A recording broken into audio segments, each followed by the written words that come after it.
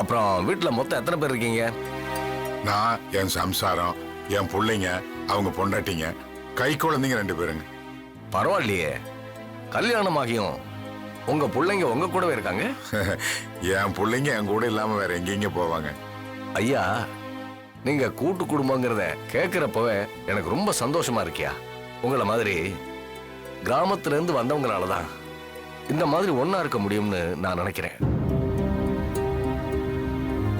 நானும் எங்க வீட்டை வாடகைக்கு விட்டுட்டு ஃபாரின் போறதே, என் பையன் ஃபாரின்ல வேலை செய்யறான், என்னையும் அங்க வந்து இருக்க சொல்றான். ஐயா, இந்த காலத்து பசங்க கல்யாணம் ஆனதும் கம்பி நீட்டிடுறாங்க. இப்ப இருக்கிற பொண்ணுங்களுக்கும் கூட்டு குடும்பம்னாவே பிடிக்கிறதே கிடையாது. அவங்க வீட்டுக்கு அவங்க தலைவியா இருக்கணும். புருஷனை பெத்தவங்க பாவம் எங்க போவாங்க சொல்லுங்க? அவங்களுக்கு யார் தான் உதவி செய்வாங்க? அதெல்லாம் இவங்க பாக்குறதே இல்லையா.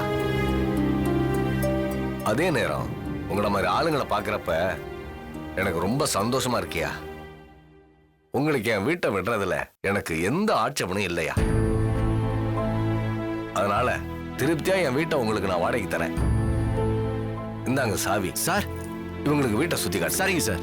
ஐயா, வீட்டை பார்க்கறதுக்கு முன்னாடி இந்த வாடகை அட்வான்ஸ் எல்லாம் எவ்வளோன்னு சொன்னீங்கன்னா? அதெல்லாம் புரோக்கர் சொல்லியிருப்பாரு உங்ககிட்ட. சொல்லிட்டேன் சார். இல்ல சொன்னாரு. இருந்தாலும் நீங்க சொன்னா நாங்க ஏதாவது கேட்க முடியும் இல்லையா?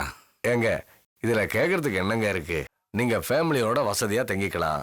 அப்புறம் அந்த வீட்டை நான் அப்படியே தானே கொடுக்குறேன் உங்களுக்கு. அந்த வீட்டில் இருக்கிற ஃபர்னிச்சர், ஃப்ரிட்ஜ், ஏசி இது எல்லாத்தையுமே நீங்க யூஸ் பண்ணிக்கலாமே. அதுக்கு நான் தனியா எதுவும் கேட்கலையே. சார், அட்வான்ஸ் 2 லட்சம் சொன்னாரு. தம்பி, 10 மாசத்துக்கு கம்மியா அட்வான்ஸ சென்னையில யாருமே வாங்குறது இல்ல. நானும் கம்மியா வாங்கணும்னு வச்சுக்கோங்களேன், என் வீட்டை நானே குறைச்சி மதிப்பிடுற மாதிரி ஆயிடும்பா. இல்ல, நாங்க வெளியூர்காரங்க, எங்களுக்காக கொஞ்சம் பார்த்து பண்ணக்கூடாதா? வெளியூர்காரங்களுக்கு பொதுவா வந்து யாரும் வீடு கொடுக்க மாட்டாங்க. புரோக்கர் உங்களை பத்தி எல்லாத்தையும் சொன்னாரு. எனக்கு மனசுக்கு ரொம்ப கஷ்டமாயிடுச்சு. அதுக்கு தான் நான் உங்களுக்கு தர சம்மதிச்சேன். சரிங்கய்யா, நீங்க இவ்வளவு சொல்றீங்க. இதுக்கு மேல நாங்க பேசுறது சரியா இருக்காது. புரோக்கர், சொல்லுங்க சார். இவங்களை கூட்டிட்டு போய் வீட்டை சுத்தி காட்டு. ஐயா, வீடு எப்படி உங்களுக்கு பிடிச்சிரும்? டோக்கன் அட்வான்ஸா ஒரு 1000 ரூபாய் கொடுங்க. இருக்கட்டும்பா, வீட்டை பார்த்துட்டு வந்து கொடுக்கட்டுமே. முறைன்னு அவர் சொல்றாரு, அது ஏதோ கொடுத்துட்றோம். வெற்றி கொடுற. நீங்களே கொடுத்துருங்கப்பா. இந்தாங்க. ரொம்ப சந்தோஷம். நானே வருவேன். ஃபாரின் போறதுனால இந்த விசா வாங்குறது அது இதுன்னு சின்ன சின்ன வேலைகள்லாம் இருக்கு. அதனால வர முடியல. தப்பா நினைச்சுக்காதீங்க. நீங்க புரோக்கர் கூட போய் பாத்துங்க. நான் வரேன். சரி, வாங்கடா. சரிங்க, வாங்க. வரங்க. வர சார். போப்பா. வாங்க.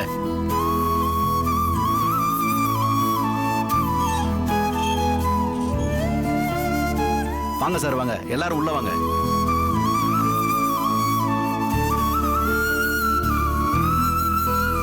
வாங்க, வீட்டு போய் பார்க்கலாம்ல. இத எந்த ஏரியான்னு சொல்லுவாங்க? இந்த ஏரியாவா? சாலிகிராமம்.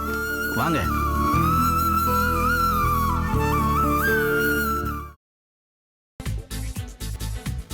புதினா போண்டா. தேவையான பொருட்கள்: புதினா 1 கட்டு, பாசிப்பருப்பு 100 கிராம், துவரம் பருப்பு 50 கிராம், உளுத்தம் பருப்பு 2 தேக்கரண்டி, கடலை பருப்பு 2 தேக்கரண்டி, பச்சை மிளகாய் 2, இஞ்சி சிறு துண்டு, தேங்காய் துருவல் 1 கப், சீரகம் 1 தேக்கரண்டி, எண்ணெய் தேவையான அளவு, உப்பு தேவையான அளவு.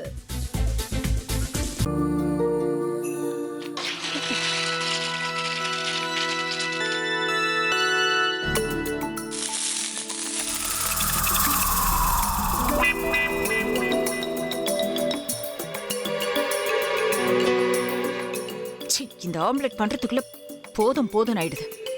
தவையோட ஒட்டிக்குது.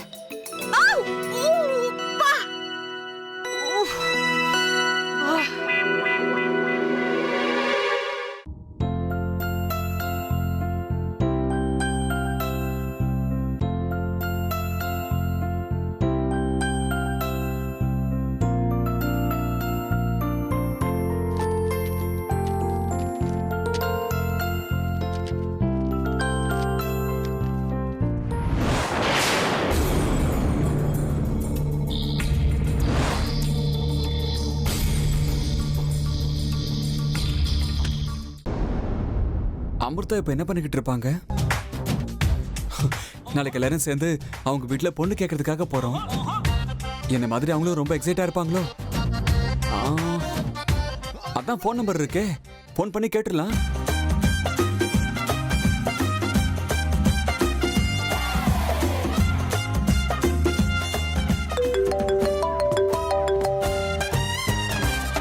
ஹலோ.